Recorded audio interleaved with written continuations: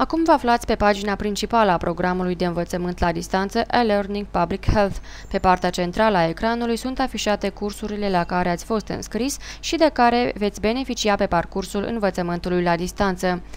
Înainte de a merge la conținutul acestor cursuri, vom face o mică incursiune în structura site-ului pentru a vă atrage atenția asupra principalelor meniuri și bare de meniuri care există.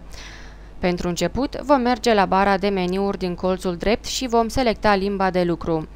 Pe partea dreaptă este un calendar care afișează notificarea despre mai multe evenimente importante pentru dumneavoastră, printre care data limită de prezentare a testelor de evaluare pe care le veți avea de susținut.